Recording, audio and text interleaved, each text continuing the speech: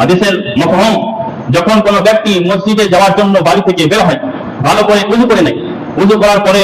নামাজের উদ্দেশ্য নিয়ে বাড়ি থেকে বের হয়, তো প্রত্যেকটা কদমে তার নেকি লেখা হয়। কারণ তার নিয়ত রয়েছে নামাজে, একটা আল্লাহ তাআলা ইবাদতের, সেই ইবাদতের দিকে এগিয়ে যাচ্ছে, প্রত্যেকটা কদমে সে নেকি পাচ্ছে। এবার তার সাথে যদি আরো অন্যান্য নেকির উদ্দেশ্য করে নেই, নিয়ত করে নেই, তাহলে তার স্বভাবে আরো বাড়তি হবে। যেমন যদি মুমিন কোনো ব্যক্তি পাওয়া যায় সালাম করবো, যদি কারো অসুবিধা হয় তার হেল্প করবো,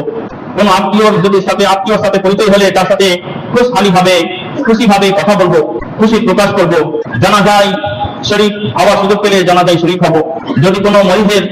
অসুস্থ ব্যক্তির ইয়াদত করতে হয় সুযোগ পাই তাহলে ইয়াদত করবো, ইত্যাদি। এরকম করে করে বাড়ি থেকে বের হলো অনেক ধরনের নিয়ত করে, ভালো ভালো নিয়ত করে, তো এক কদমে সে একটা নেকি পেত, কিন্তু এখন 10টা নেকি করেছে বা 20টা নেকি করেছে, তো এক কদমের বদলে সে 20টা নেকির সওয়াব পাবে, 20টা নেকি হবে কদম।